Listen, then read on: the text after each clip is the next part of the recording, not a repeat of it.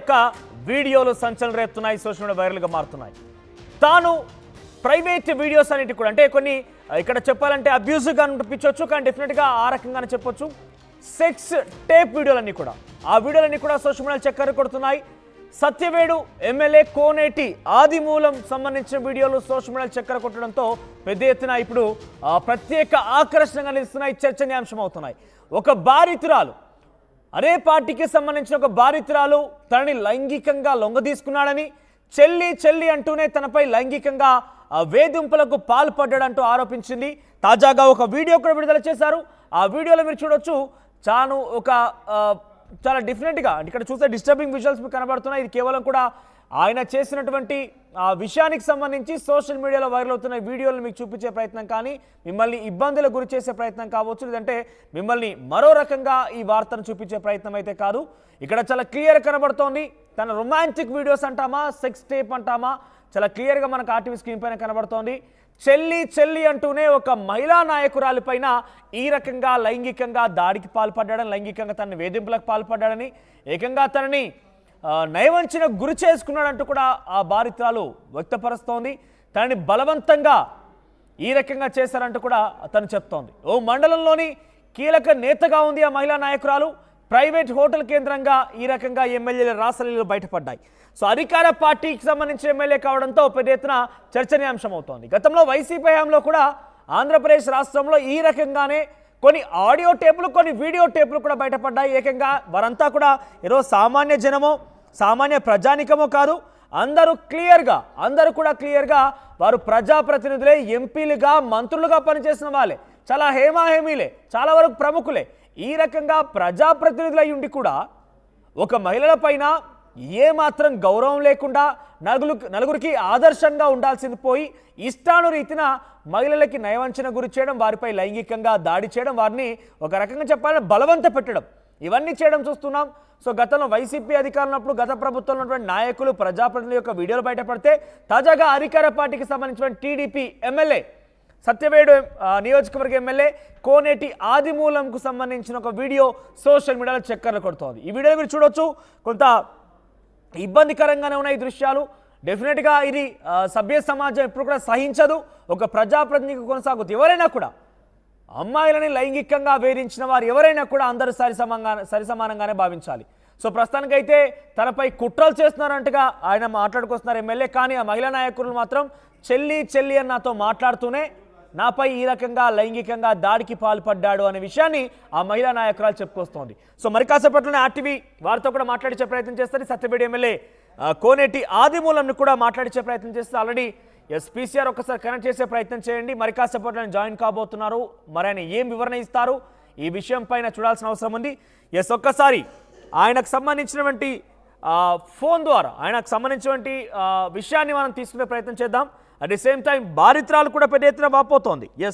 నాపై చెల్లి అంటూనే ఈ రకంగా బాధ పెట్టేవాడు,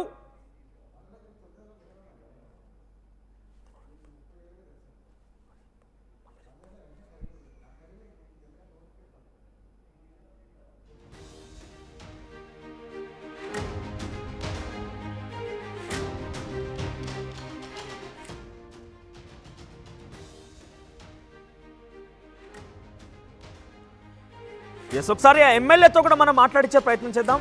ఒకసారి కాల్ చేద్దాం, ఆ ఎమ్మెల్యే ఏం వివరణ ఇస్తారనేది తెలుసుకునే ప్రయత్నం. ఎందుకంటే చాలా పెద్ద ఆరోపణ, ఒక మహిళా నాయకురాలు తన పార్టీలో ఉన్నటువంటి నాయకురాలపైనే ఈ రకంగా అఘాయిత్యానికి, లైంగికంగా దాడికి పాల్పడ్డాడని చెప్పి ఆ మహిళా నాయకులు ఆరోపిస్తోంది. బలవంత పెట్టాడు, నన్ను చాలా వరకు నయవంచన గురి చేస్తున్నట్టు కూడా చెప్తుంది. ఒకసారి మాట్లాడదాం, మనం రింగ్ అవుతోంది ఫోన్. ఒకసారి సత్యవేడు నియోజకవర్గ ఎమ్మెల్యే కోనేటి ఆదిమూలంతో మనం మాట్లాడించే ప్రయత్నం చేస్తున్నాం. ఆర్టీవీ ఆయనకు ఫోన్ చేస్తోంది.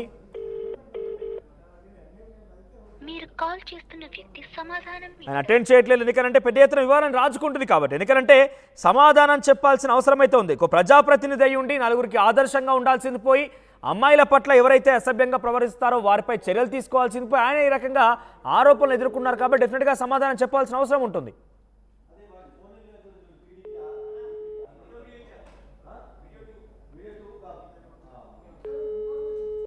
రింగ్ అవుతుంది ఫోన్. కోనేటి ఆదిమూలం మనం ట్రై చేస్తున్నాం.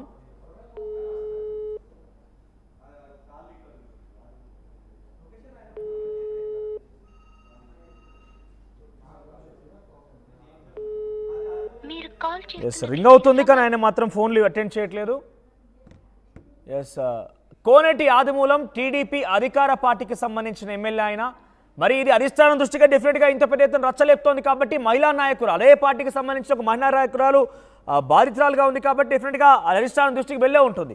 కానీ అధిష్టానం ఏ రకంగా రియాక్ట్ అవుతుందో చూడాల్సిన అవసరం అయితే ఉంది. సో లైంగికంగా తన కోరిక తీర్చకుంటే కుటుంబం మొత్తాన్ని అంతం చేస్తానని బెదిరించాడంటూ ఆ మహిళా నాయకురాలు ఆ బాధితురాలు ఆవేదన వ్యక్తం చేస్తోంది.